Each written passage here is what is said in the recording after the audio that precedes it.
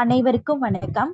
National heritage trust தேசிய மரபு அறக்கட்டளை புதுவை அருங்காட்சியகம் முன்னெடுக்கும் தொன்மை பேசுவோம் 75வது நிகழ்வுக்கு அனைவரையும் வரவேற்கின்றேன். ஒவ்வொரு காரிக்கிழமையும் நடத்தப்பெறும் இந்நிகழ்வில் பலர் கலந்து கொண்டு பயன்பெறுகின்றனர். இன்றைய சிறப்பு கருத்தரங்கில் நம்முடன் உரையாற்ற எம் நிறுவனத்தின் புரவலரும் எம் நிறுவனத்தின் மீது அன்பும் மதிப்பும் கொண்டவருமான தமிழ் ஆய்வாளர் முனைவர் சே.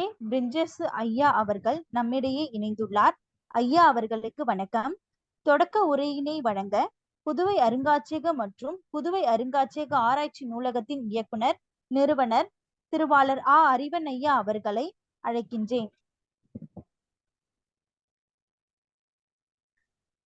அனைவருக்கும் வணக்கம். இன்று ஒரு மிகப்பெரிய ஒரு மகிழ்ச்சியான நாள் என்றுதான் சொல்ல வேண்டும்.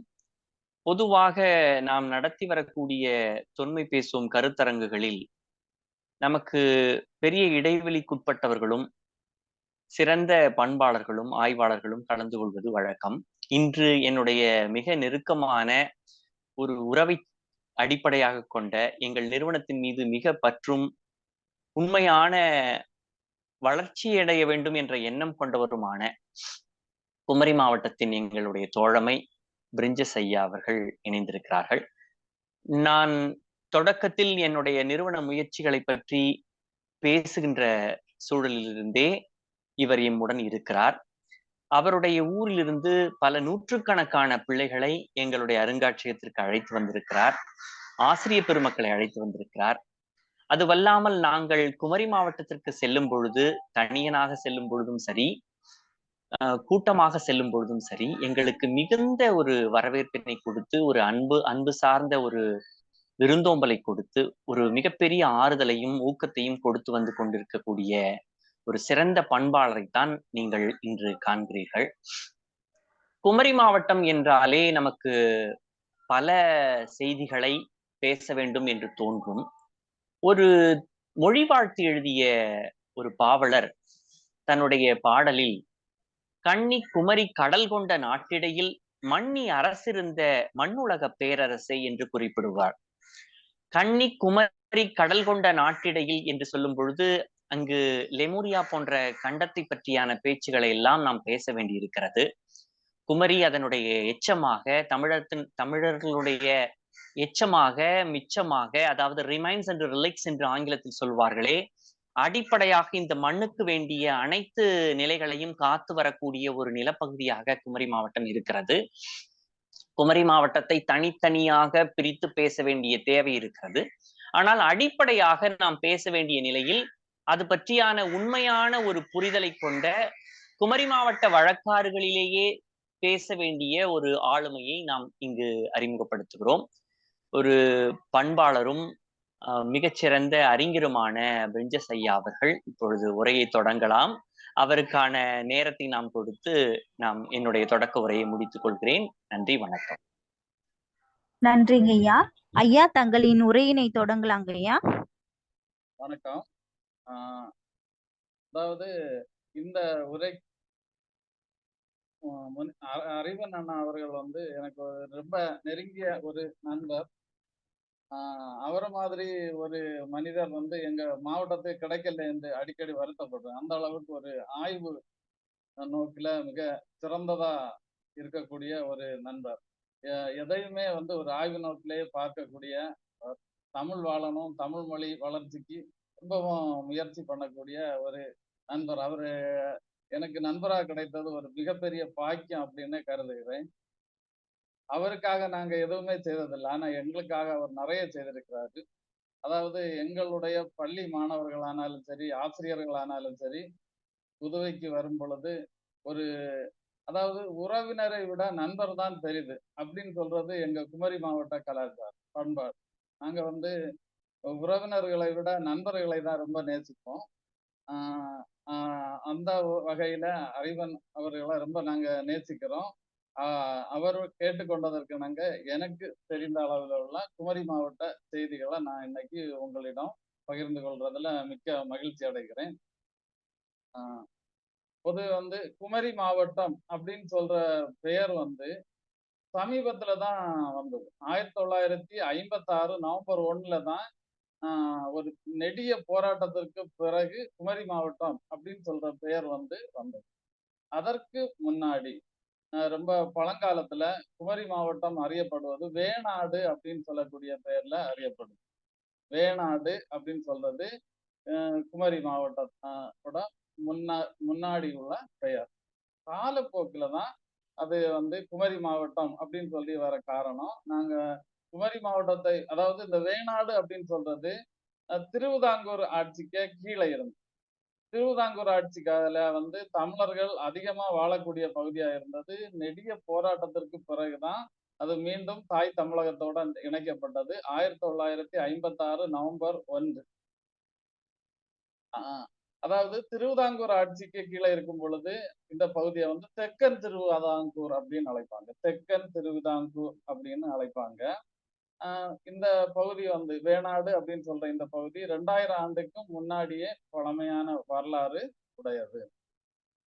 பாத்தீங்கன்னா நம்ம வந்து தமிழகத்தை சேர, சோழ, பாண்டியர்கள் ஆண்டு கொண்டிருந்தார்கள் அப்படின்னு சொல்லுவாங்க. ஆனா எங்களுடைய பகுதியை ஆய்குல மன்னர்கள் தான் ஆட்சியில செய்றாங்க. ஆய்குல மன்னர்களுடைய ஆட்சியில பெரும்பாலான பகுதிகள் இருந்தது.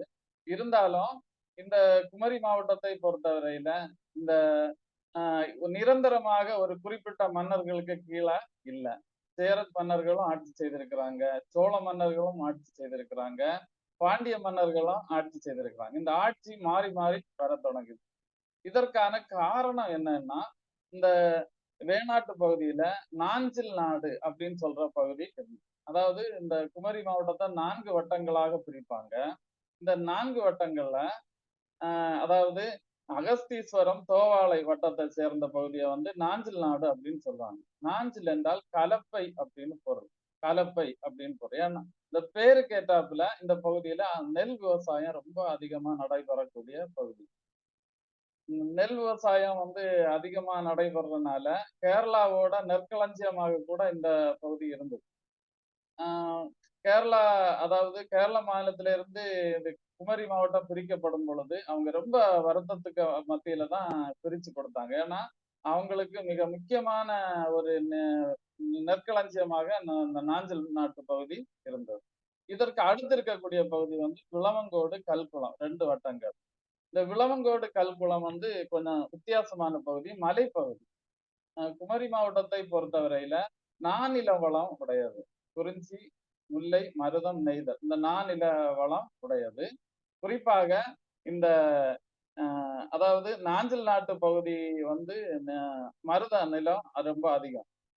அதே வேளையில இந்த விளவங்கோடு கல்குளம் வட்டாரங்கள் வந்து இட நாடு அப்படின்னு சொல்லுவாங்க. மலைப்பகுதி. அதாவது தென்மேற்கு பகுதியில மலையும், அதுக்கு அடுத்ததாக வயல்வெளிகளும், அதுக்கு அடுத்ததாக கடல் அப்படின்னு சொல்ற அமைப்புல குமரி மாவட்டம் வந்து அமைந்திருக்கு.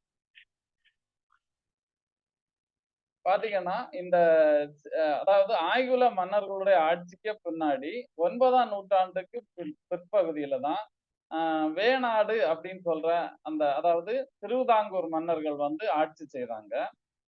திருவிதாங்கூர் மன்னர்களுடைய ஆட்சிக்கு முன்னாடி சேர சோழ பாண்டியர்களுடைய ஆளுகைக்கு கீழே குமரி மாவட்டம் இருந்தது அப்படின்னு சொல்றதுக்கான அடையாளமா குமரி மாவட்டத்துல நிறைய ஊர் பெயர்கள் வந்து உண்டு. பாத்தீங்கன்னா அதாவது பாண்டிய மன்னர்களின் பெயர்களாக வீரபாண்டியபுரம், அழகிய பாண்டியபுரம், பூதபாண்டி அப்படின்னு சொல்லக்கூடிய ஊர் பெயர்கள் வந்து சேர மன்னர்களுடைய பெயர்களை சொல்லக்கூடிய அளவுல சேரமங்கலம், குலசேகரம் அப்படின்னு சொல்ற ஊர்கள் இன்னக்கும் இருக்கு. அதே மாதிரி சோழ மன்னர்களுடைய ஆட்சிக்கு கீழே இந்த நாஞ்சில் நாடு, இந்த குமரி மாவட்ட பகுதி இருந்தது அப்படின்னு சொல்றதுக்காக சோழன் திட்டை அணை அப்படின்னு சொல்ற ஒரு அணை பகுதி இப்பவும் குமரி மாவட்டத்துல இருக்கு. பாத்தீங்கன்னா இந்த குமரி மாவட்டத்தோட நில அமைப்பு வந்து வடமேற்கு பகுதியில உயரமான மலைப்பகுதி, அடுத்ததாக வயல்வெளி, அதற்கு அடுத்ததாக கடல் பகுதி அப்படின்னு சொல்றத பார்த்தோம். இந்த குமரி மாவட்டத்தோட பெயர் கன்னியாகுமரி அப்படின்னு சொல்ற பெயர் வந்து இடைக்காலத்துலதான் வந்தது. இந்த கன்னியாகுமரி அப்படின்னு சொல்லக்கூடிய பெயர் வர காரணம், கன்னியாகுமரியில இருக்கக்கூடிய பகவதி அம்மன் அப்படின்னு சொல்லக்கூடிய காவல் தெய்வத்தோட பெயர் அடிப்படையில வந்ததாக என்ன செய்யப்படுதுன்னா குறிப்பிடப்படுது. அதாவது பகவதி அம்மன் அப்படின்னு சொல்ற அம்மன் குமரிக்கு காவல் தெய்வமாக இருக்கிறாங்க. அவங்க வந்து இப்பவும் கன்னியாகவே இருக்கிறாங்க அப்படின்னு சொல்றதுனால இந்த மாவட்டத்தோட பெயரும் கன்னியாகுமரி அப்படின்னு சொல்லி வைக்கிறாங்க. கன்னியா குமரி ரெண்டுமே வந்து ஒரே பொருளை தரக்கூடியது. குறிப்பாக திருநெல்வேலியில குமரி அப்படின்னா கன்னி, குமாரி, குமார். அப்படி குமார் அப்படின்னு சொல்லக்கூடிய ஒரு வார்த்தைய திருநெல்வேலிக்காரங்க பயன்படுத்துவாங்க. குமரு அப்படின்னா கன்னி அப்படின்னு தான் பொருள். ஆனா கன்னி அப்படின்னு சொன்னாலும் ஒரே பொருள் தான். ஒரே பொருளை தரக்கூடிய இரு சொல்லால எங்களுடைய மாவட்டம் வந்து இடம் பெறும். அந்த குமரி மாவட்டத்துல இந்த கன்னியாகுமரி ஒரு காலத்துல வந்து ஆஹ் அதாவது ஒரு புனித தலமாக இருந்தது, நீராடுதுறையாக இருந்தது. இந்த செய்திகள் வந்து நிறைய தமிழ் இலக்கியங்கள்ல காணப்படுகிறது. தொல்காப்பியம் கிளவியாக்க பகுதி சூத்திர உரையில குமரி யாவும் போந்தன, குமரி ஆடி போந்தன சோறு அப்படின்னு சொல்லக்கூடிய அந்த வார்த்தை வந்து என்ன செய்யுதுன்னா இடம் பெறுகிறது. குமரி நீராடும் புண்ணிய இடமாக இந்த பகுதி இருந்தது அப்படின்னு சொல்றத இது நாம அறிய முடியும். பழங்கால இலக்கியமாகிய பழந்தமிழ் இலக்கியங்கள்ல குறுங்கோழியார் என்ற சங்க புலவரும் தமிழகத்தின் தென் எல்லை கன்னியாகுமரி என்கிறார். நெடுஞ்செழியன் பாடிய அதாவது நெடுஞ்செழியனை பாடிய மாங்குடி மருதனாரும் இதே கருத்தை வந்து முன்வைக்கிறார். மணிமேகலை காப்பியத்தில் சுதமதி என்ற பெண் தன் தந்தையுடன் குமரி பெருந்துறைக்கு நீராட வந்த செய்தி வருகிறது. அப்ப இதெல்லாம் பார்க்கும் பொழுது குமரி மாவட்டத்துல இந்த குமரி துறை அப்படின்னு சொல்லக்கூடிய பகுதி ராமேஸ்வரம் மாதிரி ஒரு புண்ணிய தீர்த்த பகுதியாக இடம்பெற்றதா சொல்லப்படுது. இந்த மாவட்டத்துல வந்து குறிப்பா வந்து 3 ஆறுகள் வந்து உற்பத்தி ஆகுது.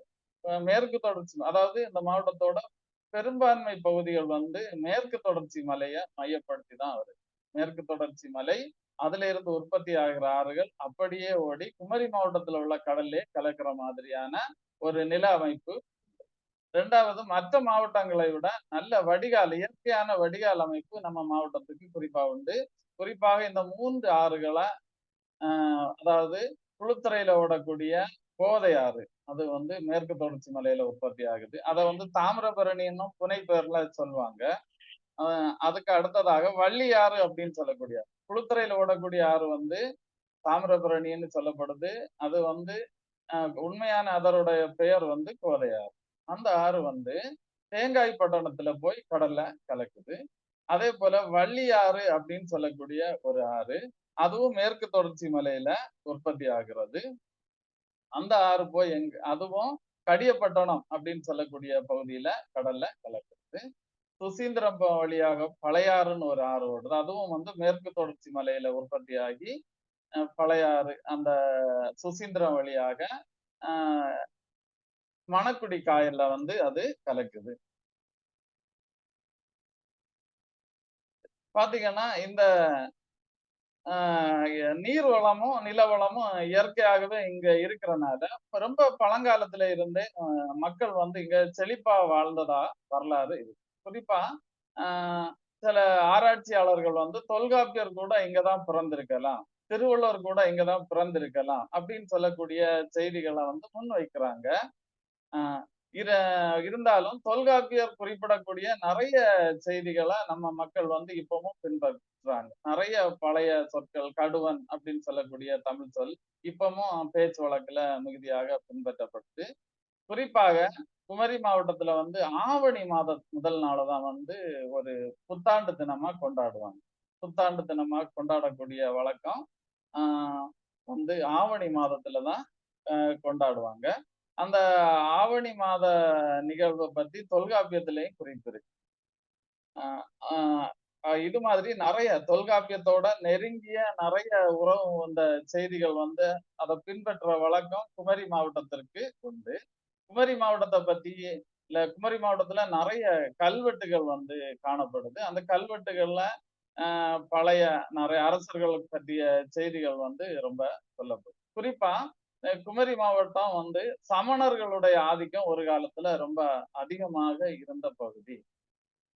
சிதறால ஒரு மலை கோயில் இருந்து அதுல வந்து இந்த இருந்த சமணர்கள் வந்து ஆஹ் நிறைய கல்வி கற்றுக் கொடுத்ததாகவும் மருத்துவ உதவி செய்ததாகவும் வரலாற்று குறிப்புகள் இருக்கு.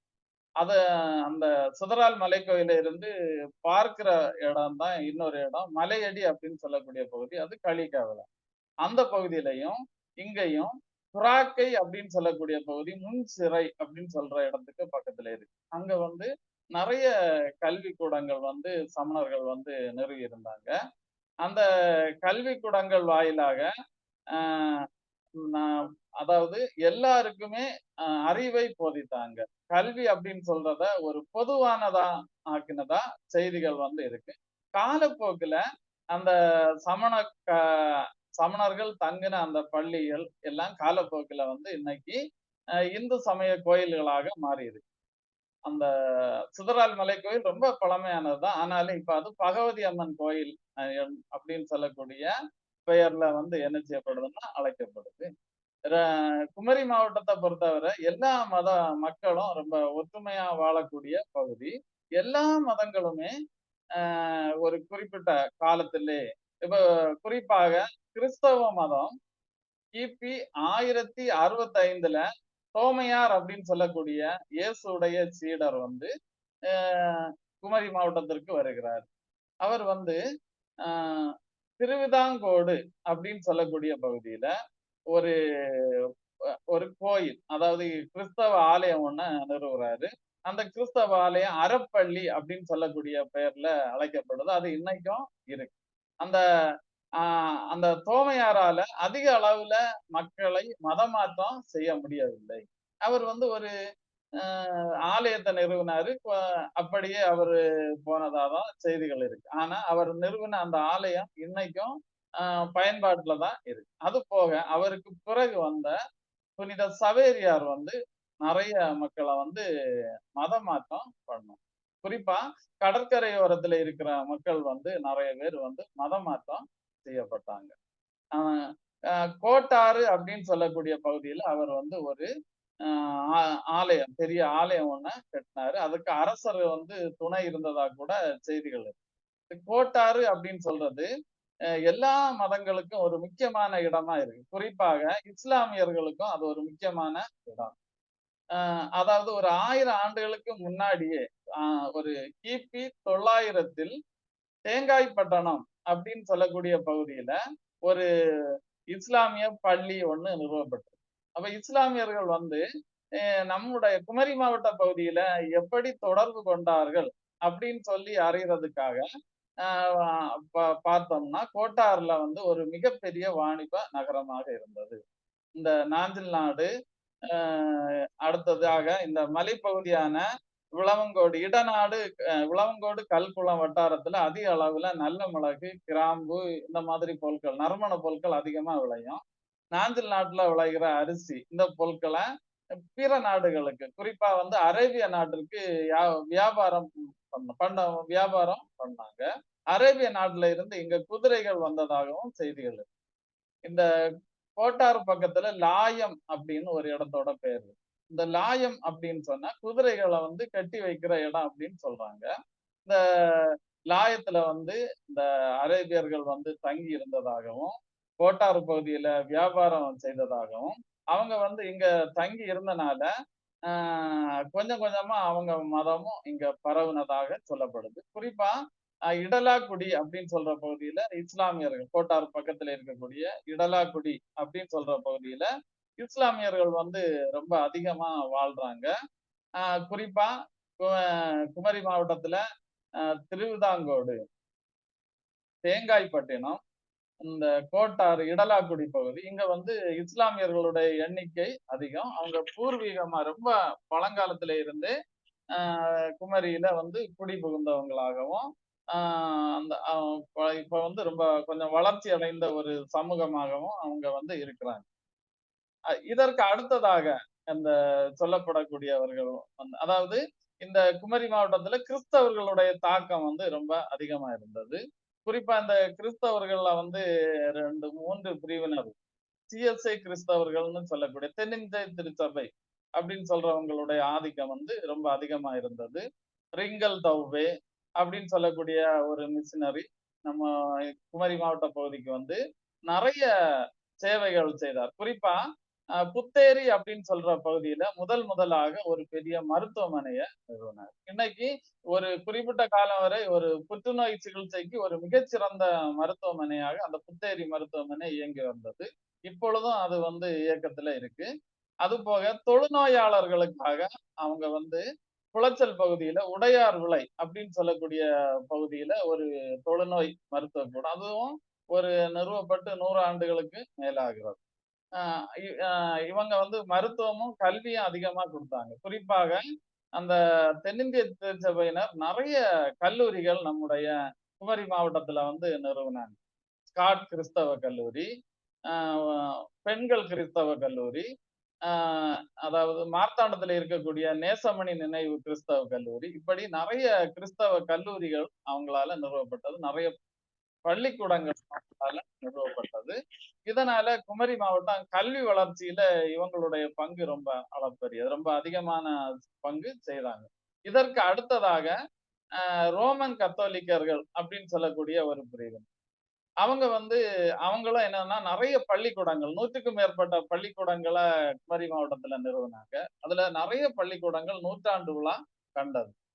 ஆஹ் அவங்களால ஒரே ஒரு கல்லூரி நிறுவி இருக்கிறாங்க முன்னாடி, புனித சிலுவை கல்லூரி அப்படின்னு சொல்லக்கூடிய கல்லூரி. ஆஹ் இந்த மாதிரி காரணங்களால, அதாவது இந்த கிறிஸ்தவர்கள், இஸ்லாமியர்களும் திருவிதாங்கோடு அப்படின்னு சொல்லக்கூடிய பகுதியில ஒரு முஸ்லிம் கலை கல்லூரி வந்து நிறுவனாங்க. இவங்களால கொஞ்சம் கல்வி வளர்ச்சி குமரி மாவட்டத்திற்கு அதிகமா இருக்கு. குமரி மாவட்டத்து மக்கள் வந்து தமிழ்நாட்டுல அதிக அளவுல கல்வி வளர்ச்சி விகிதம் அவங்களுக்கு அதிகமாக இருக்கிறது அப்படின்னு சொன்னா இந்த காரணங்களை நாம வந்து சொல்ல முடியும். ஆஹ் பிறகு இதே குமரி மாவட்டத்துல இந்த ஒரு ஜாதிய கொடுமைகள் கொஞ்சம் அதிகமாச்சு அரசருடைய காலத்துல. அந்த அரசருடைய காலத்துல அந்த ஜாதிய கொடுமைகள் அதிகமான வேளையில நிறைய மக்கள் வந்து கிறிஸ்தவ மதத்தை தழுவ தொடங்கினாங்க உரிமைகளுக்காக.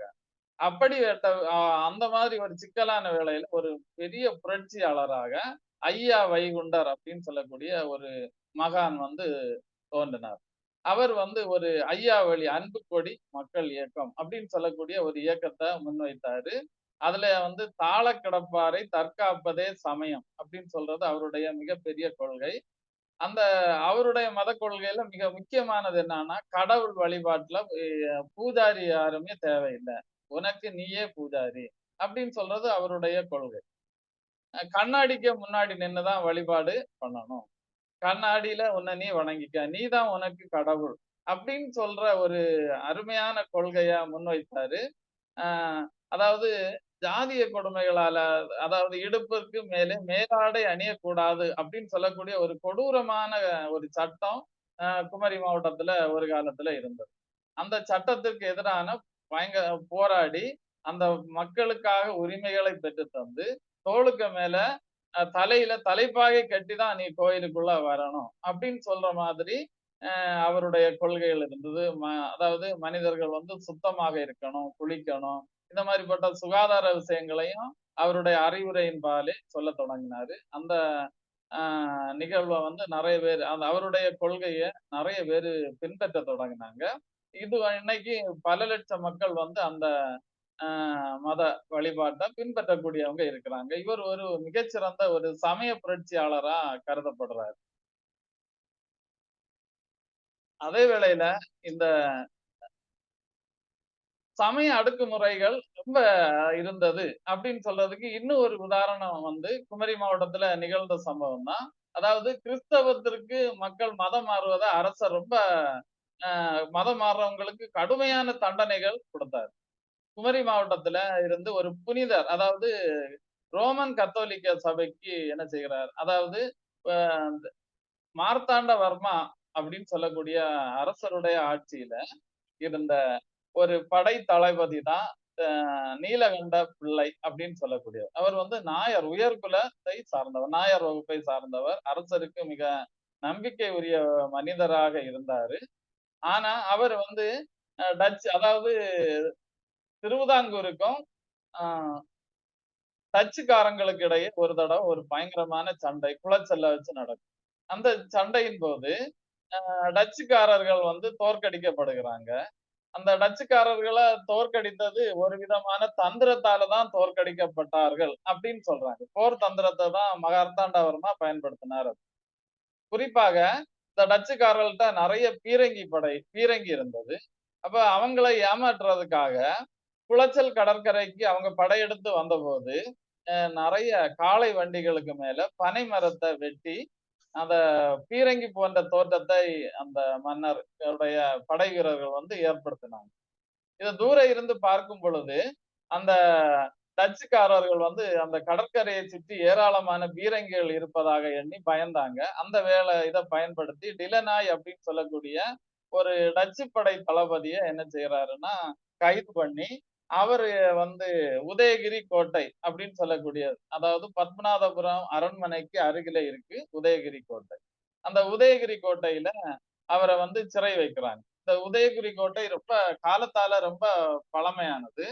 ராஜராஜ சோழன் மன்னன் வந்து ஒரு தடவை இங்க அவருடைய தூதுவரை சிறை வைத்தாங்க இதே கோட்டையில.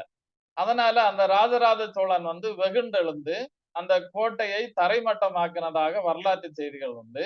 அதையும் தாண்டி கேரளாவில் விழிஞம் கடற்கரை வரை அவர் படையெடுத்து போய் அந்த விழிஞம் கடற்கரை பகுதி வந்து அந்த விழிஞம் திருவனந்தபுரம் பகுதியில சோழ மக்கள் அதாவது சோழ மக்களை குடியமர்த்தியதாக செய்திகள் உண்டு. குறிப்பாக திருவனந்தபுரத்தோட ஒரு பகுதி, அந்த பகுதியில இன்றளவும் தமிழ் அதிகம் பேசக்கூடிய மக்கள் வந்து வாழ்றாங்க. அவங்க வந்து சோழ நாட்டுல இருந்து குடிபெயர்ந்தவர்கள் அப்படின்னு எல்லாருமே செய்திகள் வந்து சொல்றாங்க. அப்ப வந்து இந்த இந்த கோட்டை, இந்த உதயகிரி கோட்டையில தான் டிலனாய வந்து என்ன செய்கிறாங்கன்னா சிறை வைக்கிறாங்க. அப்ப அந்த டிலனாய் வந்து என்ன செய்கிறாருன்னா அந்த நம்பிக்கைக்குரிய ஆளாக மாறுறாரு. மார்த்தாண்டவர்மாவுக்கு நம்பிக்கைக்குரிய ஒரு மனிதராக மாறுறாரு. அதனால அந்த அதாவது மார்த்தாண்டவர்மாவுக்கு பீரங்கிகள் செய்கிறதுக்கும் வெடிகுண்டு தயாரிக்கிறதுக்கும் ஒரு பெரிய தொழிற்சாலைகளை நிறுவுறாரு. அவரை வந்து படைத்தளபதியா மார்த்தாண்டவர்மா மாற்றிடுறாரு. அவருக்கு மரியாதை கொடுத்து அந்த டிலனாய வேலை நிமித்தமாக அடிக்கடி இந்த நீலகண்ட பிள்ளைன்னு சொல்லக்கூடிய என்ன செய்கிறாரு சந்திக்கிறாரு. அவர் வந்து அந்த அவருடைய மேல கொண்ட ஈர்ப்பாலையும் கிறிஸ்தவ மதத்துக்கு என்ன செய்கிறாருன்னா தழுவுறாரு. அதனால அந்த மன்னர் வந்து கோபம் அடைகிறார். கோபம் அடைந்து இந்த தெய்வ அதாவது கிறிஸ்தவ மதத்திற்கு மாறி தன்னுடைய பெயரை தேவசகாயம் பிள்ளை அப்படின்னு சொல்லி என்ன செய்கிறாருன்னா மாற்றி வை. இதனால கோபம் கொண்ட மன்னர் தேவசகாயம் பிள்ளைக்கு மரண தண்டனை கொடுக்கிறாரு. அவரை வந்து காற்றாடி மலை அப்படின்னு சொல்ற பகுதியில வைத்து சுட்டுக் கொள்றாங்க. இன்னைக்கு அவர் வந்து அந்த பகுதி வந்து ஒரு புனித கோயில் நிறுவப்பட்டது. இன்னைக்கு அந்த மனிதர் செய்த அந்த கிறிஸ்தவத்திற்காக தன்னையே பலி கொடுத்ததால அவர் இன்றைக்கு புனிதர் நிலைக்கு உயர்த்தப்பட்டிருக்கிறாரு. அவர் பிறந்த இடம் வந்து நட்டாலும் அவர் வந்து நிறைய புதுமைகள் எல்லாம் செய்ததுனால இன்றைக்கு புனிதர் அப்படின்னு சொல்லக்கூடிய உயரிய நிலையில அவரை வந்து அதாவது ரோமன் கத்தோலிக்க சபை வந்து அவரை புனிதராக அறிவித்திருக்கிறார். அப்படி வந்து இந்த மதம் மாறுறதுக்காகவும் நிறைய பிரச்சனைகள் வந்து இந்த மாவட்டத்துல நடந்திருக்கு. ஜாதிய பிரச்சனைகள் வந்து நிறைய நடந்திருக்கு. ஆனா இன்னைக்கு அது எல்லாமே இல்லாம ஒரு வித்தியாசமான மத ஒற்றுமை அதிகமா உள்ள ஒரு மாவட்டமாக குமரி மாவட்டம் திகழுது. இதற்காக நிறைய இந்து ஆலயங்களை எல்லாம் குறிப்பாக சொல்ல முடியும். குறிப்பாக திருவிடைக்கோடு அப்படின்னு சொல்லக்கூடிய இடத்துல ஒரு சிவன் கோயில் இருக்கு. காலத்தால அது ரொம்ப பழமையானது. மன்னர்களுடைய ஆட்சி காலத்துல அந்த கோயில் வந்து கட்டப்பட்டது. அந்த கோயில்ல ஆண்டுதோறும் பரிவட்டம் கொடுக்கிற ஒரு நிகழ்வு நடக்கும். அங்க இருக்கக்கூடிய மூலவராகிய சிவபெருமானுக்கு பரிவட்டம் கொடுக்கிற வழக்கம் ரொம்ப காலம் தொட்டே இருக்கிறது உண்டு. அப்ப இந்த பரிவட்டம் கொடுக்கிற அந்த நிகழ்வுக்கு 3 மதக்காரங்களும் என்ன செய்யறாங்கன்னா இடம்பெறாங்க. குறிப்பா அந்த சிவன் கோயிலுக்கு ஒரு இஸ்லாமியர் விரதம் இருப்பார். ஆளூர் அப்படின்னு சொல்லக்கூடிய பகுதியை சார்ந்த ஒரு இஸ்லாமியர் 41 நாள் விரதம் இருப்பார். விரதம் இருந்து அவர் தன்னுடைய சொந்த கையால நெய்த பரிவட்டத்தை பாறை அடி அப்படின்னு சொல்லக்கூடிய பகுதியை சார்ந்த ஒரு கிறிஸ்தவருக்கு கொடுப்பார். அவர் அதை தலைமையில வைத்து அந்த ஆலயத்துக்கு ஆண்டுதோறும் கொண்டு கொடுக்கிற நிகழ்வு வந்து நடக்கும். அதே மாதிரி இந்த குமரி மாவட்ட கோயில்கள்ல ரொம்ப காலத்தால ரொம்ப பழமையான கோயில் அப்படின்னு சொல்லக்கூடியது திருவட்டாறு ஆதிகேசவ பெருமாள் கோயில். இந்த திருவட்டாறு ஆதிகேசவ பெருமாள் கோயில்ல ஆண்டுதோறும் அல்லா பூஜை, திரு அல்லா பூஜை அப்படின்னு சொல்லக்கூடிய ஒரு நிகழ்வு நடக்கும். இது வந்து ஒரு இதற்கான பாரம்பரியம் என்னன்னா, ஒரு தடவை ஆற்காடு நவாப் அப்படின்னு சொல்லக்கூடியவர் என்ன செய்கிறாருன்னா, இந்த திருவிதாங்கூர் பகுதியில படையெடுத்து வருகிறாரு. படையெடுத்து வர்றவர் என்ன செய்யறாருன்னா, இந்த திருவட்டாறு ஆதிகேசவ பெருமாள் கோயிலுக்கு உள்ளாடி வந்து அங்க இருக்கக்கூடிய ஒரு சிலையை பெயர்த்தெடுத்து சொல்ல முற்படுறார்.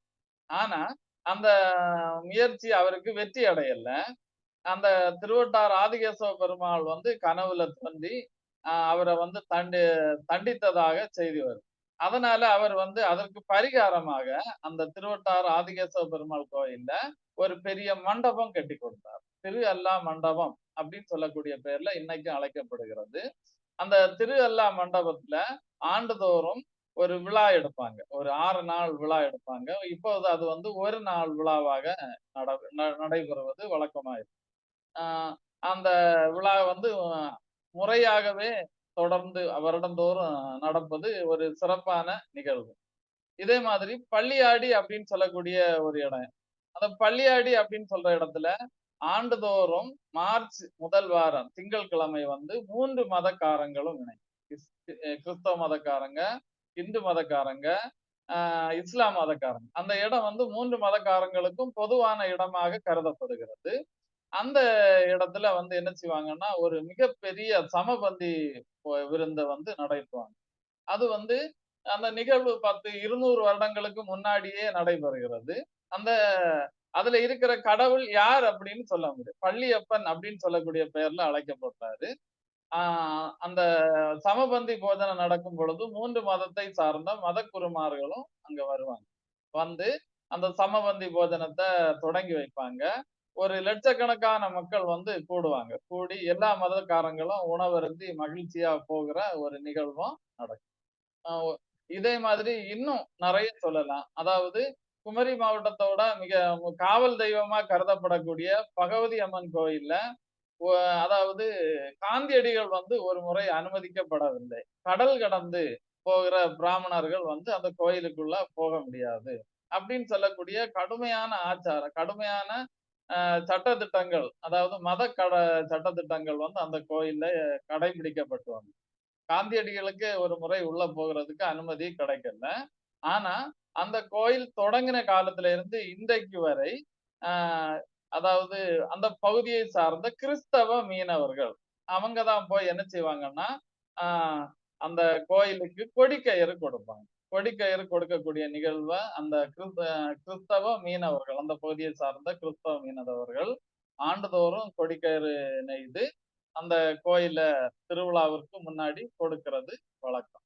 அதற்கான ஒரு புனை கதையா என்ன சொல்லப்படுதுன்னா, இந்த குமரி அம்மன் கோயில் இருக்கிறதுக்கு முன்னாடி அந்த பகுதியெல்லாம் நிலப்பரப்பாக இருந்ததாகவும், அந்த தற்பொழுது இருக்கக்கூடிய அந்த விவேகானந்தா பாறை அந்த பகுதியில வரை சாதாரண நிலப்பகுதியாக இருந்ததாகவும், திடீரென அந்த பகுதியை கடல் சூழ்ந்ததாகவும் செய்தி சொல்லப்படும். அப்படி இருக்கிற வேளையில அந்த படகுல போன ஒரு மீனவர் அந்த பாறைக்கு மேல இருந்த ஒரு பெண்மணியை சின்ன குழந்தை, பெண் குழந்தையை பார்த்து, பெண் குழந்தை என்ன அந்த பக்கம் கரைக்கு அந்த பக்கம் கொண்டு விடுவாயா அப்படின்னு கேட்க, படகுல கொண்டு இந்த பக்கம் விட்டதாகவும், அவங்க கொண்டு விட்ட இடத்துலதான் அந்த அம்மன் வந்து இப்போது குடியிருப்பதாகவும் ஒரு நம்பிக்கை. அதனால அந்த ஆண்டுதோறும் அந்த அம்மன் வந்து ஒரு வாக்குறுதி, இந்த கோயில்ல என்னைக்கு திருவிழா நடந்தாலும் கொடிக்கயிறு வந்து நீங்க தான் கொடுக்கணும் அப்படின்னு சொல்ற ஒரு வாக்கு கொடுத்ததாகவும், அதன்படியே இப்பவும் நடப்பதாகவும் சொல்லப்படுது. குறிப்பாக இப்பொழுது கோயில்ல எல்லா ஜாதியினரையும் அனுமதிக்கிறாங்க. ஆனா ஒரு காலத்துல வந்து பிராமணர்கள் மட்டும்தான் கோயிலுக்கு உள்ளாடி போகணும் அப்படின்னு சொல்ற ஒரு நிலை இருந்தது. ஆனா இந்த மீனவர்களுடைய முன்னோர்கள் அன்றைக்கும் கோயிலுக்கு உள்ளாடி போய் கொடிக்கயிறு கொடுக்கிற அளவுக்கு அவங்க உரிமைகள் பெற்றிருந்தாங்க. அப்ப இந்த மாதிரி வந்து அதாவது குமரி மாவட்டத்தை பொறுத்தவரை மதம் அப்படின்னு சொல்றது ஒரு ஒரு உண்மையான ஒரு ஒற்றுமை உணர்வு உள்ளதாகவே இப்ப இருக்கு. குறிப்பா குமரியில உள்ள எல்லா ஆன்மீக தலங்கள்லையும் இப்ப கோட்டாறு அப்படின்னு சொல்ற கோயில் ஒரு மன்னரால தானமாக கொடுக்கப்பட்ட நிலத்துல இருக்கிறது. அது மட்டும் இல்லாம அந்த கோயில் இருக்கிறதுல உள்ள பெரும்பான்மை பகுதி அந்த பகுதியை சார்ந்த இந்துக்கள் வந்து தானமாக கொடுத்தது. அதனால அந்த பகுதியை சார்ந்த இந்துக்கள் வந்து ஒரு நாள் திருவிழாவை சிறப்பிப்பாங்க. அது மட்டும் இல்லாம அந்த கோட்டாறு திருவிழாவிற்கு அதிகமாக இந்துக்கள் வந்து கலந்து கொள்றது ஒரு வழக்கமாகவே இன்னைக்கும் இருக்கு. அப்ப மத ஆன்மீகம் அப்படின்னு சொல்லிட்டு வரும் பொழுது இந்த குமரி மாவட்டத்தை பொறுத்தவரை இன்றைக்கு மிகுந்த ஒற்றுமையோட என்ன செய்யறாங்கன்னா இருக்கிறாங்க என்பதுல எந்த விதமான ஐயமும் இல்லை. பாத்தீங்கன்னா இந்த குமரியில வந்து மிக சிறப்பாக சொல்லக்கூடிய நிறைய விஷயங்கள்ல வந்து ஏவிஎம் கால்வாய் அப்படின்னு சொல்லக்கூடிய ஒரு கால்வாய் இருந்தது. அனந்தன், விக்டோரியா, மார்த்தாண்டவர்மா. மார்த்தாண்டவர்மா அப்படின்னு சொல்லக்கூடிய மன்னருடைய ஆட்சி காலத்துல குறிப்பா தமிழகத்தையும் கேரளத்தையும் இணைக்கிற ஒரு பெரிய நீர்வழி பாதையாக அந்த ஏவிஎம் கால்வாய் இருந்தது. அனந்தன் சொல்றது திருவிதாங்கூர் மன்னனுடைய கடவுள் அனந்த பத்மநாத சுவாமியுடைய பேர்ல இருந்து அனந்தன்.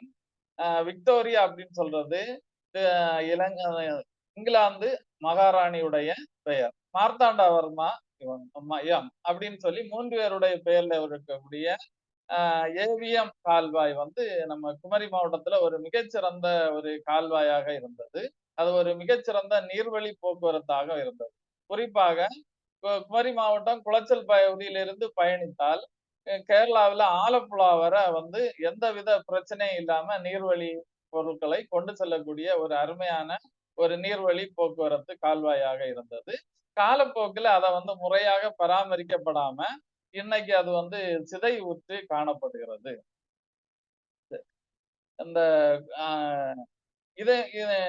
இது மாதிரி நிறைய, அதாவது இந்த குமரி மாவட்ட பகுதியை பொறுத்தவரையில ரயில்வே அது வந்து 1800 சில்லறையிலேயே வந்து என்ன செய்துட்டுனா வந்துட்டு அதாவது திருவனந்தபுரத்திற்கும் நாகர்கோயிலுக்கும் ஆங்கிலேயர்களாலேயே அது இந்த ரயில்வே போக்குவரத்து கொண்டு வரப்பட்டது.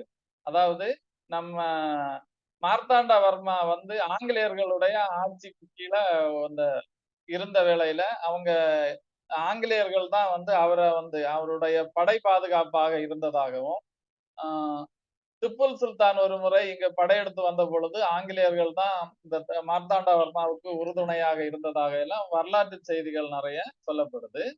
குறிப்பா வந்து குமரி மாவட்டத்தை சார்ந்த பகுதி, அதுக்கு அடுத்ததாக குமரி கண்டம் அப்படின்னு சொல்லக்கூடிய பகுதியை பத்தி நிறைய வரலாற்று ஆய்வாளர்கள் சொல்றாங்க. முறையான ஆய்வுகள் வந்து நடத்தப்பட்டா குமரி கடல் கொண்ட அந்த குமரி பகுதியை வந்து நம்மளால என்ன செய்ய முடியும்னா அடையாளம் காண முடியும். ஆனா நிறைய பேர் என்ன சொல்றாங்கன்னா இந்த குமரியில ஒரு முறை சுனாமி வந்தது மாதிரி 1884 ஒரு முறை சுனாமி வந்ததாகவும், அந்த சுனாமி வந்த வேளையில கடல் பகுதி கன்னியாகுமரி கடல் பகுதி ரொம்ப தூரம் வந்து உள்வாங்கியது அப்படின்னும், அந்த உள்வாங்குற வேளையில கடலோட உள்பகுதியில நிறைய கட்டிடங்கள் எல்லாம் இருந்ததா எல்லாம் முன்னோர்கள் பார்த்து சொன்னதாக செவி வழி செய்திகள் வந்து இருக்கு. அது வந்து என்னன்னா கடல் கொண்ட அந்த பகுதியில நிறைய கட்டடங்கள் இருப்பதாகவும், அதை முழுமையாக ஆய்வு பண்ணினால் அந்த கடல் சார்ந்த நிறைய செய்திகளை நமக்கு வந்து அறிந்து கொள்றதுக்கு ஒரு வாய்ப்பாகவும் என்ன செய்ய முடியும்னா இருக்கும்.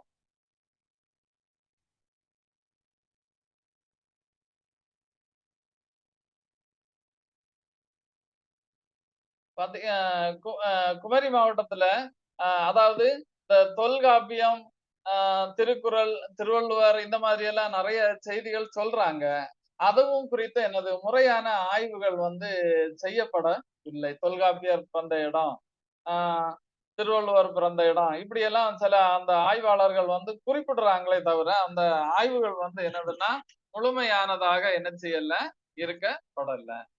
குமரி மாவட்டத்திற்கு பெயர் வந்து பகவதி அம்மன் பெயரால வந்தது அப்படின்னு அறிகிறோம். அதே மாதிரி குமரி மாவட்டத்தோட தலைநகர் வந்து நாகர்கோயில். நாகர்கோயில் வந்து ஏன் அந்த பெயர் வந்துன்னா, நாகராஜாவை வழிபடக்கூடிய மக்கள், அதாவது குமரி மாவட்டத்தோட ஒரு நாகர்கோயில் பகுதியில ஒரு நாகராஜா கோயில் வந்து இருந்தது. அந்த நாகராஜா கோயில் ஒரு குறிப்பாக அது வந்து சமணர் காலத்திலே உள்ள கோயில் அப்படின்னு எல்லாம் சொல்றாங்க. ரொம்ப காலத்தால அது பழமையானது. பிற்போக்குல இப்ப வந்து அது இப்ப வந்து இந்து ஆலயமா அது வந்து கருதப்படுது. அந்த நாகராஜா கோயிலோட தலைமையை வைத்துதான் வந்து என்ன செய்யப்படுதுன்னா, பெயரை வைத்துதான் இந்த மாவட்டத்தோட தலைநகரம் வந்து நாகராஜா, அந்த நாகர்கோயில் அப்படின்னு சொல்லக்கூடிய பெயர் இருக்கு. 2வது, இங்க வந்து நிறைய வித்தியாசமான வழிபாட்டு முறைகள் எல்லாம் உண்டு. குறிப்பாக ஔவையாருக்கு கோயில் இங்க இருக்கு. குமரி மாவட்டம் நாஞ்சில் நாட்டு பகுதியில தாளக்குடி அப்படின்னு சொல்லக்கூடிய ஒரு இடம் இருக்கு. அந்த தாளக்குடி பகுதியில ஔவையாருக்கு ஒரு கோயில் வச்சிருக்கிறாங்க. ஔவையார் அம்மன் அப்படின்னு சொல்லப்படுது. அந்த ஔவையார் அம்மன் குறித்து செந்தி நடராஜன் அப்படின்னு சொல்லக்கூடிய ஒரு எழுத்தாளர், அவர் வந்தெல்லாம் ஆய்வு பண்ணியிருக்கிறாரு. அந்த ஔவையார் அம்மன் ஒரு சமண துறவி அப்படின்னும் சொல்றாங்க. ஆனாலும் அந்த கோயில்ல ஆண்டுதோறும் ஒரு விழா நடக்கும். அந்த விழாவுல பெண்கள் மட்டும் தான் என்ன செய்வாங்கன்னா கலந்து கொள்வாங்க. பெண்கள் மட்டும் கலந்து கொண்டு கொழுக்கட்டை செய்து வழிபடுற ஒரு வழிபாட்டு முறை வந்து இப்பவும் நடைமுறையில இருக்கு. அந்த கோயிலோட அம்மனாக ஔவையார் அம்மன், ஔவையார் சிலை தான் அங்க வைத்திருக்கிறாங்க. அதுபோல வந்து இங்க இன்னொரு மாறுபட்ட வழிமுறையா வழிபாட்டு முறையா எதை சொல்லுவாங்கன்னா, கொல்லங்கோட்டுல இருக்கக்கூடிய அம்மன் கோயில். கொல்லங்கோட் பத்திரகாளி அம்மன் கோயில் அப்படின்னு சொல்லக்கூடிய கோயில்ல உள்ள வழிபாட்டு முறை கொஞ்சம் வித்தியாசமானதாக இருக்கும். அங்க உள்ள பக்தர்கள் வந்து நேர்ச்சை பண்ணி வந்து ஒரு பெரிய தேர்ல 2 பேர் தொங்கி போவாங்க. குழந்தைகள அப்படியே தூக்கி கொண்டு போகிற ஒரு விதமான வழிபாட்டு முறை உண்டு. அந்த வழிபாட்டு முறை மற்ற இடங்கள்ல என்ன செய்ய முடியாதுன்னா பார்க்க முடியாது. அது மாதிரி மண்டைக்காட்டுல இருக்கக்கூடிய பகவதி அம்மன் கோயில்ல புத்தை தான் வந்து என்ன செய்யறாங்கன்னா அம்மனாக நினைத்து வழிபடுறாங்க. இந்த மண்டைக்காடு பகவதி அம்மன் கோயில் அப்படின்னு சொல்றது பெண்களின் சபரிமலை அப்படின்னு அழைக்கப்படுது. ஏன்னா நிறைய பெண் பக்தர்கள் வந்து வருவாங்க. கேரளாவில இருந்து நிறைய பேர் வந்து வழிபாடு பண்ணக்கூடிய ஒரு மிக முக்கியமான ஒரு ஆலயமாக இருக்கிறது. குறிப்பா மாசி மாத குடையின் போது லட்சக்கணக்கான பெண்கள் வந்து இங்க வருவாங்க. அதுக்கு அடுத்ததாக தான் இங்க திருவிழா முடிந்த பிறகுதான் அங்க ஆற்றுக்கால் பகவதி அம்மன் கோயிலுக்கு போகிறது வழக்கம். 2வதாக குமரி மாவட்டத்துல குறிப்பிடக்கூடிய இன்னொரு ஆலயம் எது அப்படின்னு பாத்தீங்கன்னா, சுசீந்திரத்துல இருக்கக்கூடிய தானுமால் ஐயன் அப்படின்னு சொல்லக்கூடிய கோயில். பாத்தீங்கன்னா தமிழகத்துல 3 கடவுள்களுக்கும் சிவன், பிரம்மா, விஷ்ணு இந்த 3 பேருக்குமே ஒரே இடத்துல ஆலயம் அமைந்து இருக்கிறது என்றால் குமரி மாவட்டத்துல இருக்கக்கூடிய அந்த சுசீந்திரம் கோயில்.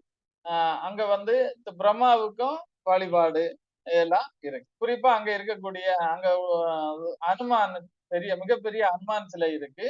சுசீந்திரம் அப்படின்னு சொல்றது சுசி இந்திரம் அப்படின்னு பொருள் கொள்வாங்க. இந்திரனுடைய பாவத்தை தொலைத்த இடம் அப்படின்னு எல்லாம் கருதப்படுது. இது வந்து குமரி மாவட்டத்திற்கு ஒரு மிக முக்கியமான கோயில்கள்ல ஒன்னாக கருதப்படுகிறது. குமரி மாவட்டத்துல அந்த சமணம் வந்து ரொம்ப தலை தூக்கி இருந்தது அப்படின்னு சொல்றதுக்காக தான் அந்த சுதரால் மலை கோயிலை சொல்லுவாங்க. அதே மாதிரி பக்கத்துல இருக்கக்கூடிய மலையடி அப்படின்னு சொல்லக்கூடிய அந்த பகுதியை சொல்லுவாங்க. பிறகு அந்த முன்சிறை அப்படின்னு சொல்லக்கூடிய பகுதி, அங்க வந்து ஒரு கல்லூரி இருந்ததாகவும் எல்லா செய்திகள் வருது. இடைக்காலத்துல ஒரு பெரிய புதையல் கிடைத்தது. அந்த புதையல்ல ஆய்வு பண்ணும் பொழுது அந்த கல்லூரி மாதிரி அங்க ஒரு அமைப்பை சமணர்கள் நிறுவி இருந்ததாகவும், அந்த கல்லூரியில் படிக்கக்கூடிய மாணவர்கள் அவர்களுக்கு வழங்கக்கூடிய கட்டணம், அந்த கட்டணத்தை வந்து தங்க உருண்டைகளாக உருட்டி கொடுத்ததாக எல்லாம் செய்திகள் வந்து சொல்லப்படுது. அது மாதிரி குமரியில ரொம்ப பழமையான கோயிலாக இது சொல்லப்படக்கூடிய இன்னொரு கோயில் வந்து பார்த்திப கேசவபுரம் அப்படின்னு சொல்லக்கூடிய கோயில். அந்த ஆலயத்தை அதாவது முகலாய மன்னர்கள் அந்த இஸ்லாமியர்களுடைய படையெடுப்பின் போது முழுவதுமாக மண்ணால் மூடி வைத்ததாகவும், பிறகு அதை தோண்டி எடுத்ததாகவும் எல்லாம் செவி வழி செய்திகள் வந்து சொல்லப்படுது. குறிப்பாக இந்த இவ்வளவு அதாவது குமரி மாவட்டம் ஆய் மன்னர்களுடைய ஆட்சியில இருந்தது 9ஆம் நூற்றாண்டு வரை. அதற்கு பிறகு சேர, சோழ, பாண்டியர்கள் இந்த மூவருமே மாறி மாறி ஆட்சி செய்தார்கள். இந்த 3 பேர்களுடைய ஆட்சியும் ஒரு நிலையான ஆட்சியாக இல்லை. அப்படி இருக்கிற நிலையில அடுத்ததாக வந்த அதாவது வேணாட்டு மன்னர்கள் அப்படின்னு சொல்லக்கூடிய திருவிதாங்கூர் மன்னர்களுடைய ஆட்சியில ஆங்கிலேயர் ஆட்சி காலம் வரை அது ஒரு மிக சிறப்பான ஆட்சியா தொடர்ந்தது. நில அமைப்பிலையும் மக்களுடைய பழக்க வழக்கம், உணவு முறை இந்த மாதிரி விஷயங்கள்லாம் வந்து இந்த குமரி மக்கள் கேரள மக்களோட ஒத்து போகிறனால இந்த குமரி மாவட்டம் கேரளாவோட இணைந்தது. ஆனா இப்பவும் கேரளாவுடைய நிறைய விதமான கலாச்சாரங்களை குமரி மாவட்ட மக்கள் பின்பற்றாங்க. முக்கியமாக ஓணம் வந்து அதிகமா கொண்டாடுறாங்க. பொங்கலை விட மிக சிறப்பாக ஓண விழாவை கொண்டாடுற வழக்கம் குமரி மக்கள்கிட்ட உண்டு. குறிப்பா இந்த நாஞ்சில் நாட்டு பகுதிக்கு இந்த பக்கம் அதாவது நம்ம நேரமே பார்த்த 2 வட்டம் விளவங்கோடும் கல்குளம் வட்டம் இந்த 2 வட்டங்களும் ஓணத்தை வந்து ரொம்ப வெகு விமரிசையாக கொண்டாடுவாங்க. ரொம்ப சிறப்பாக கொண்டாடுவாங்க. அங்க மலையாளிகள், தமிழர்கள் அந்த வேறுபாடு பார்க்கிறது இல்ல. ஆனா உணவு முறையிலையும் குறிப்பா குமரி மாவட்ட மக்கள், குறிப்பா அந்த 2 வட்டங்கள் கல்குளம், விளவங்கோடு வட்டார மக்கள் வந்து கேரள உணவு முறைகளை ரொம்ப விரும்பக்கூடியவங்களாகவே இருப்பாங்க. கேரளா உணவு முறை தான் அதிகமாக பயன்படுத்துவாங்க. அவங்க பயன்படுத்துற அரிசி கேரளா அரிசின்னு சொல்லக்கூடிய பெரிய அரிசியை தான் ரொம்பவும் விரும்புவாங்க. அதே மாதிரி கேரளாவில பயன்படுத்தக்கூடிய அவியல் இதையெல்லாம் இந்த பகுதி மக்களும் ரொம்ப விரும்பி உண்பாங்க.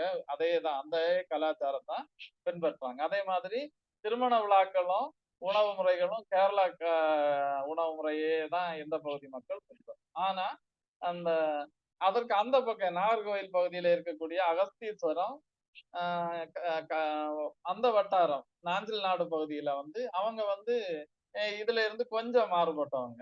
அவங்க கொஞ்சம் தமிழ்நாட்டு கலாச்சாரம், தமிழ்நாட்டு உணவு முறைகள் இதை கொஞ்சம் விரும்பக்கூடியவங்களாக இருக்கிறாங்க. சோவாளை அகஸ்தீஸ்வரம் மக்கள் ஏன்னா அவங்களுக்கு திருநெல்வேலி ரொம்ப அருகில இருப்பதாலையும் அவங்களுடைய பேச்சு வழக்கம் வந்து திருநெல்வேலி பேச்சு வழக்கம் அவங்களுக்கு எளிதில் புரியக்கூடியதா இருக்கு. குறிப்பா குமரி தமிழ் வந்து 4-5 வட்டார வழக்குகளை அடிப்படையாக கொண்டதாக இருக்கும். அதாவது இந்த அகஸ்தீஸ்வரம் நாஞ்சில் நாடு பகுதி பேச்சு வழக்கு ஒரு விதமாக இருக்கும். விளவங்கோடு வட்டாரத்தில் 3 விதமான வட்டார வழக்கு இருக்கு. ஒரு பகுதி மலையாளம் அதிகமாக கலந்து பேசுவாங்க. இன்னொரு பகுதி கொச்சை தமிழ் வட்டார வழக்கு ரொம்ப மிகுதியாகவே இருக்கும். இன்னொரு பகுதி இன்னொரு விதமான வட்டார வழக்கு. இந்த 3 விதமான வட்டார வழக்கு வந்து இப்பவும் குமரி மாவட்டத்துல இருக்கு. குறிப்பா மெய்தானா அப்படின்னு சொல்ற வார்த்தையில உண்மைதானா அப்படின்னு கேட்கறதுக்கு மெய்தானா அப்படின்னு சொல்ற பழந்தமிழ் சொற்கள் நிறைய குமரி வட்டார வழக்குல அதிகமாகவே இருக்கு. இந்த குறிப்பா இந்த குமரி தமிழ் அப்படின்னு சொல்லும் பொழுது மலையாள வார்த்தைகள் கொஞ்சம் அதிகமாகவே இருக்கிறனால அந்த தமிழ் வந்து எளிதாக எல்லாருக்கும் புரியாது. இரண்டாவதாக இந்த குமரி மாவட்ட மக்களை பொறுத்தவரை கேரளாவுக்கு போனா அவங்க வந்து பாண்டி அப்படின்னு சொல்லி வந்து கொஞ்சம் சொல்லுவாங்க. அதுவும் பாண்டி அப்படின்னு சொல்றது கேரளாக்காரங்களை பொறுத்தவரை கொஞ்சம் மட்டமான வார்த்தை. அதே வேளையில திருநெல்வேலி பக்கம் வந்தா சொல்லுவாங்க இவங்க கேரளாக்காரங்க அப்படின்னு சொல்லிட்டு சொல்லக்கூடிய ஒரு சிக்கலான ஒரு வழக்கத்தை இப்பவும் அந்த குமரி மக்கள் வந்து என்ன செய்கிறாங்கன்னா என்னைக்குமே அனுபவிக்கிற ஒரு நிகழ்வா பார்க்க முடியும். ஆனாலும் எங்க போனாலுமே எந்த இடத்திற்கு போனாலுமே சென்னைக்கு போனாலும் அந்த இடத்துக்கு தகுந்தபடி மாத்தி தங்களை வந்து தயார்படுத்துறதுல குமரி மக்கள் வந்து மிகச் சிறந்தவங்க. எந்த சூழலையுமே எதிர்கொள்ள கூடியவங்க.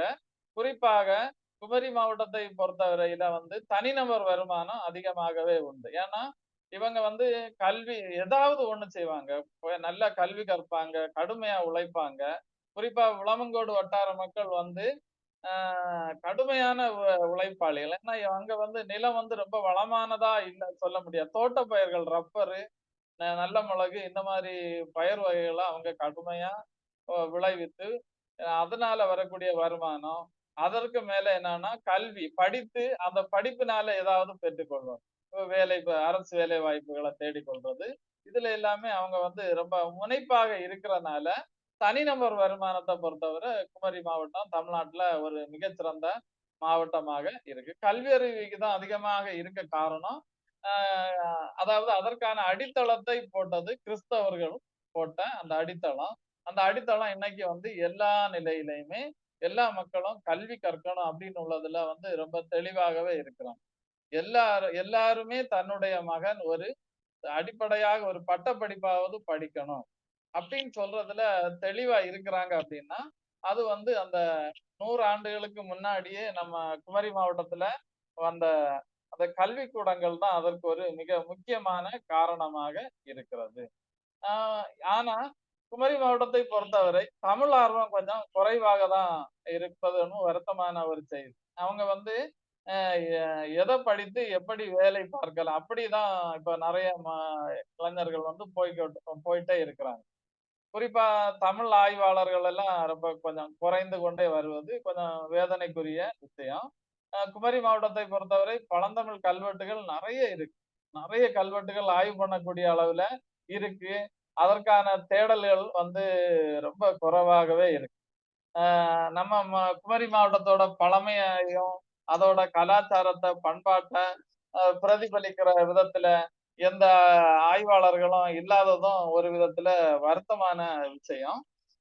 இருந்தாலும் ஆ பழைய நூற்கள், பழைய ஆய்வு இதுல எல்லாம் இந்த குமரி மாவட்டத்த பற்றிய செய்திகள் கொஞ்சம் கொஞ்சம் இருக்கிறனால, அந்த வைத்து அப்படியே போகுது. குறிப்பா குமரி மாவட்டத்துல கோட்டாறு தான் வந்து மிகச்சிறந்த வாணிக நகரமாக இருந்தது.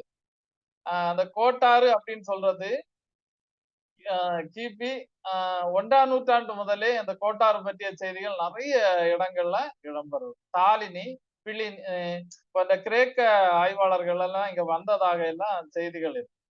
அப்ப அவங்களும் இந்த கோட்டாரை பற்றி குறிப்பிட்டதாக செய்திகள் வந்து நிறைய இருக்கு. கோட்டார் உண்மையிலேயே ஒரு மிகச்சிறந்த வாணிப நகரமாக இருந்தது. இன்றைக்கும் அது ஒரு மிகச்சிறந்த வாணிப நகரமாக இருக்கு. ஆனா கோட்டாரோட பெரும்பகுதியை இணைத்துதான் இன்றைக்கு நாகர்கோயில் அப்படின்னு சொல்லக்கூடிய மாவட்ட தலைநகரம் இருக்கு. குறிப்பா சொல்ல போனா கோட்டாறு தான் நாகர்கோயில் அப்படின்னு சொல்லக்கூடிய பெயர் மாற்றத்தை பெற்றுள்ளது. குறிப்பா இந்த குமரி மாவட்டத்துல ஒரு காலத்துல வந்து ஜாதியாலையும் மதத்தாலையும் இந்த போராட்டம் போராடின மக்கள் இன்னைக்கு ஜாதி மதம் இதையெல்லாம் கடந்து இன்னைக்கு ஒற்றுமையா இருக்கிறாங்கன்னா அந்த அந்த போராட்டம் அந்த முன்னாடி நடந்த அந்த பிரச்சனைகளால பாதிக்கப்பட்டவங்க அந்த தங்களுடைய அடுத்த தலைமுறைக்கு ஒரு தெளிவை ஏற்படுத்தியதாலும் மதம்னு சொல்றது நமக்கு சோறு போடாது, நம்ம மதமும் ஜாதியையும் விடணும் அப்படின்னு சொல்ற எண்ணம் இருந்ததாலதான் இன்னைக்கு பாத்தீங்கன்னா குமரி மாவட்டத்துல எந்த விதமான ஜாதியமோ மத சம்பந்தமான போராட்டங்கள் வந்து பெரிய அளவுல இல்லை. என்னதான் அரசியல்வாதிகள் அந்த அந்த மாதிரி பிரச்சனைகளை கிளப்பினாலும் அதை வந்து இளைஞர்கள் வந்து பெரிதுல கண்டுகொள்றதே இல்லை. குறிப்பா குமரி மாவட்டத்துல வந்து நடக்கிற விழாக்கள் எந்த விழா இப்ப வந்து குறிப்பா கிறிஸ்துமஸ் விழா எல்லாம் ரொம்ப சிறப்பா எல்லாருமே கொண்டாடுற ஒரு விழாவாக இருக்கு. அதே மாதிரி இந்து விழாக்களையும் மிக சிறப்பாக கொண்டாடுற ஒரு மனப்பக்குவம் நம்முடைய இளைஞர்கள்ட்ட இருக்கு. குறிப்பா இந்த குமரி மாவட்டத்துல நிறைய ஆன்மீக மகான்கள் வந்து தோற்றம் பெற்றிருக்கிறாங்க. அதுல குறிப்பிடத்தக்கவர் தான் ஐயா வைகுண்டர் ஒண்ணு. பிறகு தக்கலையில இருக்கக்கூடிய பீர் முகமது ஐயா அப்படின்னு சொல்லக்கூடியவர். அவர் வந்து நிறைய ஞான பாடல்கள் பாடி இருக்கிறாரு. அவருடைய ஆண்டுதோறும் அவருடைய சமாதியில அந்த ஞான பாடல்கள் வந்து இன்னைக்கும் ஓதப்படுகிறது. இப்படி வந்து நிறைய ஆன்மீக தலைவர்களும் நிறைய பேர் நம்ம குமரி மாவட்டத்தை பொறுத்தவரை என்ன செய்திருக்கிறாங்கன்னா தோற்றம் பெற்றிருக்கிறாங்க. அரசியல் விஷயத்திலையும் குமரி மாவட்டம் கொஞ்சம் வித்தியாசமானது. எப்போ வழக்கம் வந்து குமரி மாவட்டத்துக்கு உண்டு. குறிப்பா வந்து இங்க வந்து பாரதிய ஜனதா கட்சி, காங்கிரஸ் கட்சிக்கு தான் அதிக செல்வாக்கு. கட்சிகள் அந்த இவங்களை சார்ந்து நின்றாதான் வெற்றி பெற முடியும் அப்படின்னு சொல்ற அளவுக்கு அரசியல் ரீதியாகவும் கொஞ்சம் வித்தியாசமானவர்கள். குறிப்பா அந்த கேரளாவுல இருக்கிற அதே நிகழ்வை தான் நீங்க பார்க்க முடியும். அரசியல் விழிப்புணர்வுலையும் வித்தியாசமானவர்கள். ஓட்டுக்கு பணம் வாங்குற வழக்கம் கிடையாது. ஓட்டுக்கு யாருமே காசு வாங்க மாட்டாங்க. இந்த மாதிரி ஒரு வித்தியாசமான போக்குல குமரி மாவட்டம் போகிறதுக்கு கொஞ்சம் அந்த கேரளா கலாச்சாரமும் காரணமாக இருக்கலாம். கேரளா அரசியல் வந்து பேசப்படும். குறிப்பா கேரளாக்காரங்களுக்கு இருக்கிற அதே அரசியல் விழிப்புணர்வு குமரி மாவட்ட மக்களுக்கும் இருக்கு. குமரி மாவட்டத்தை பொறுத்தவரை உணவு முறையிலையும் கொஞ்சம் எல்லாத்துலயுமே வந்து மற்ற மாவட்டங்கள்ல இருந்து கொஞ்சம் வேறுபட்டவங்க. குறிப்பா வந்து அசைவ உணவு அதிகம் உண்ணக்கூடியவங்க உண்டு. அதிகமாகவே அசைவ உணவை உண்பாங்க. அது ஒரு உணவு முறையில தான் வேறுபாடு. இந்த நிகழ்வுக்கு எனக்கு வாய்ப்பளித்த அருமை நண்பர் அறிவன் அவர்களுக்கு மிகுந்த நன்றியை கூறிக்கொள்கிறேன். இந்த குமரி மாவட்டம் குறித்து உங்களுக்கு ஏதாவது ஐயம் இருந்தால் எழுப்பும்படியும் மிகவும் தாழ்மையுடன் கேட்டுக்கொள்கிறேன்.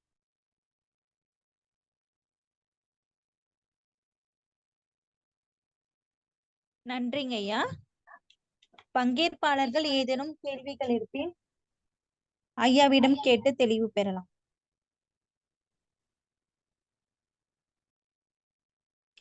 ஐயா வணக்கம். மிகவும் சிறப்பு ஐயா.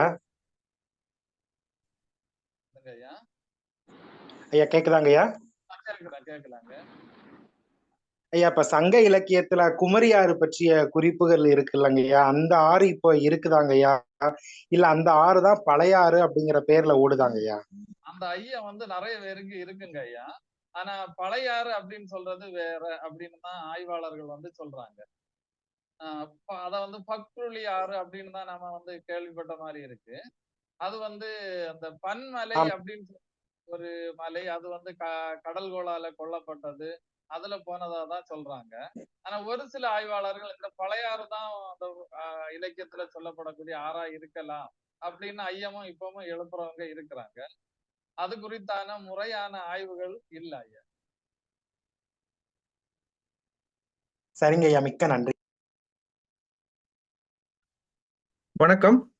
வணக்கம். எனக்கும் அதே ஐயம் தான் இருந்தது. சிலப்பதிகாரத்திலையும் இருக்கு அது குறிப்புகள் வந்து சொல்லும் பொழுது, காணல் வரி பாடல்கள் அதுல வந்து நடந்தாய் வாழி காவேரின்னு வரும்பொழுது முதல்ல வந்து திங்கள் மாலை வெண்குடையான் சென்னி செங்கோலது வச்சு கங்கை தன்னை புணர்ந்தாலும், அதாவது மன்னன் வந்து கங்கை வரையும் போய் வெற்றி கொண்டிருக்கான் போது காவேரியை பத்தி ஒரு ஆற்றை பத்தி பாடுறாரு. ஆனா இன்னொரு ஒரு புணர்ந்தாலும் சேர்ந்தாலும் எடுத்துக்கிட்டு கங்கை வரையும் சேர்ந்திருக்காரு. ஒரு ஆண் பெண் கற்பனையோட அந்த பாடல் அமைந்திருக்கும். அடுத்த பாடல் வந்து அதே அந்த மண்ணும் மாலை வெண்குடையான் விளையா செங்கோலது வச்சு கன்னி தன்னை புணர்ந்தாலும் புலவாய் வாழி காவேரின்னு முடியும். அப்போ வந்து கன்னின்றதும் எனக்கு தெரிஞ்சு ஆறாதான் இருக்கணும். ஏன்னா காவேரியை பத்தி பாடுறாரு, ஒரு மன்னன் பாடுறாரு, அவர் வந்து ஒரு கங்கையை வந்து சேர்ந்திருக்காரு. அடுத்தது கன்னின்னும் போது அதுவும் ஒரு பெண்ணுன்னும் போது ஆற்று மட்டும்தான் பெண்ணுன்னு சொல்லியிருக்காங்க, ஒரு மலையையோ கடலையோ சொன்னது மாதிரி எனக்கு தெரியல. சோ அந்த ஆறு கன்னி ஆறுன்னு ஒண்ணு கண்டிப்பா இருந்திருக்கணும். அதை பத்தி ஏதாவது குறிப்புகள் இருக்கா? வந்து என்னன்னா, இந்த நீங்க சொல்ற மாதிரி கன்னியாகுமரியில வந்து 3 ஆறுகள் இருக்கு. 3 ஆறுகளுமே ரொம்ப நீளம் குறைவான ஆறுகள் தான். ஒரு 100 அல்லது 150 கிலோமீட்டர் தொலைவில் ஓடி கடலோட கலக்குது. அதே வேளையில இந்த ஒருவேளை அந்த கடல் கொண்ட குமரி கண்டை இருந்திருந்தால் இந்த ஆறு அந்த அந்த நிலப்பகுதி வழியா தான் போயிருக்கலாம். போய் அந்த அந்த கண்டத்தையும் தாண்டி அடுத்து கடல்ல கலந்திருக்கலாம். அப்படி இருந்தா இந்த ஒருவேளை நீங்க சொல்ற மாதிரி அந்த பழையாறு அப்படின்னு சொல்றது அந்த ஆறா கூட இருக்கலாம். ஏன்னா பக்ருளி ஓகே, நீங்க சொன்ன மாதிரி பக்ருளி பற்றிய குறிப்புகள் நிறைய இருக்கு. பட் இது வந்து என்ன சொல்ல வரேன்னா, இப்போ ஒரு மீதி நீங்க 3-4 சிறிய ஆறுகள் கால்வாய் பற்றிலாம் விரிவா சொன்னீங்க. ஒரு கங்கைன்னு சொல்லும்போது அது ஒரு பெரிய ஒரு இந்திய நாடுக்கே ஒரு உரித்த ஒரு மிகப்பெரிய ஆறுன்றதுனாலதான் அதை காவேரியோட ஒப்பிட்டு பேசும்போது தன்னை விட பெருசா ஒப்பிடும் போது காவேரியை விட எனக்கு புரிஞ்ச வரைக்கும் கங்கை இன்னும் கொஞ்சம் வலிமையானது, நீளமானது, ஆற்றல் உள்ளதுன்ற மாதிரி எடுத்துக்கிட்டு அதையும் வந்து மன்னன் சேர்ந்திருக்காரு. அடுத்தது வந்து அதுக்கு தெற்குல பார்க்கும்போது கன்னியாரும் அதுக்கு ஈக்குவலண்டா இருந்தாதான் அந்த மாதிரி பாட்டு எழுத தோணும் இல்லையா? அந்த ஒரு புலவரோட பார்வையில அந்த கன்னியாருன்றதும் ஒரு மிகப்பெரிய ஆறாகவும் மிக வலிமை மிக்க ஆறாகவும் தான் இருந்திருக்கணும். அப்பதான் வந்து காவேரியோடைய இணைத்து பாட முடியும்ன்ற மாதிரிதான் என்ன எண்ணம். அதுக்கு குறிப்பு தான் தேடிட்டு இருக்கேன். உண்மை ஐயா. இன்னொன்னு கூட நான் சொல்றேனே, அதாவது நாம அந்த கோதையாறு அப்படின்னு ஒரு ஆறு இருக்கு. கோதையாற வந்து சிலவங்க தாமிரபரணி ஆறு அப்படின்னு சொல்றாங்க. இது மேற்கு தொடர்ச்சி மலையில தான் உற்பத்தி ஆகுது. ஆனா அதுக்கு குறுக்கே 4 அணைகள் கட்டி இருக்கிறாங்க. பேச்சிப்பாறை, பெருஞ்சாணி, சிற்றாறு 1, சிற்றாறு 2. ஆனா இதையும் தாண்டி ஆண்டு முழுவதும் அந்த ஆத்துல தண்ணி இருக்கு. அப்ப அந்த ஆறு வந்து முன்னாடி ஒரு பெரிய ஆறா கூட ஓடி இருக்கலாம். ஏன்னா இப்ப கடல் கொண்ட தென்னாடு அப்படின்னு சொல்றாங்க. அந்த கடல் கொண்டு போகாமல் இருந்திருந்தால் அந்த நிலப்பரப்பெல்லாம் தாண்டி அந்த ஆறு ஓடி இருக்கலாம். அப்படி ஓடும் பொழுது காவிரிக்கு இணையான ஒரு நதியாக கூட அந்த நதி இருந்திருக்கலாம். இப்பவும் அந்த கோடை காலங்கள்லயும் அந்த ஆறு வற்றாம ஓடுது. அந்த 4 அணைகள் அதற்கு குறுக்கே கட்டப்பட்டாலும் கோடை காலத்திலையும் அந்த ஆத்துல வந்து தண்ணி இருக்குன்னா அந்த ஆறு ஒரு காலத்துல பெரிய ஆறாக கூட இருந்திருக்கலாம். உங்க சந்தேகம் வந்து உண்மையான, உங்க ஐயம் வந்து சரியான ஐயம் தான். அதை குறித்து முறையான ஆய்வுகள் மேற்கொண்டால் அதை வந்து அந்த ஆறா கூட இருக்கலாம் அப்படின்னு சொல்றது உண்மையா இருக்கு. நன்றி. மிக்க நன்றி. நன்றிங்க ஐயா. பங்கேற்பாளர்கள் ஏதேனும் கேள்விகள் இருப்பின் ஐயாவிடம் கேட்டு தெளிவு பெறும்.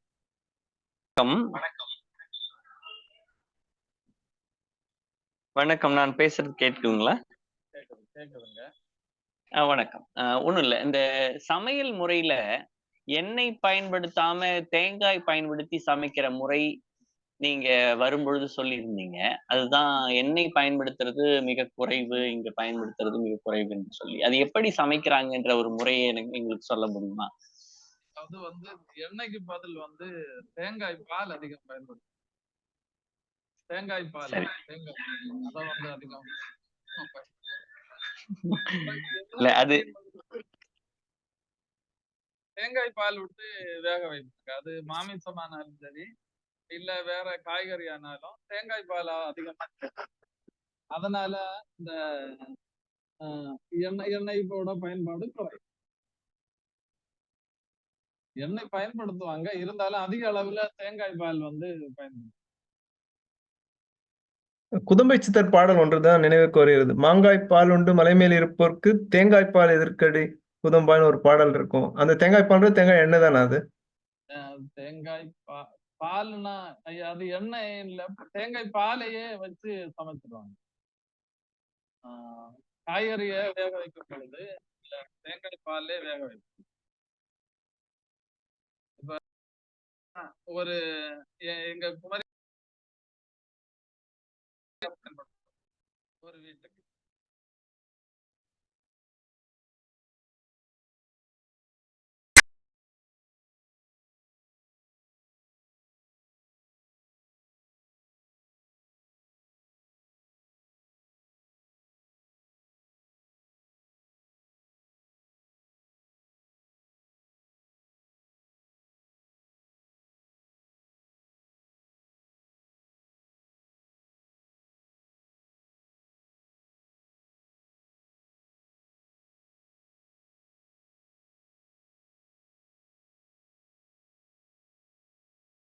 கொண்டதற்கு எங்கள் நிறுவனம் சார்பாக மிக்க நன்றியினை தெரிவித்துக் கொள்கின்றேன் ஐயா. நன்றி, வணக்கம். கடந்த 3 கிழமைகளில் கலந்து கொண்ட அனைவருக்கும் பொங்கல் முடிந்தவுடன் சான்றிதழ் அனுப்பப்படும். மீண்டும் அடுத்த காரிக்கிழமை வேறு ஒரு தொல்லியல் பார்வையுடன் கருத்தரங்கில் இணைவோம். நன்றி, வணக்கம்.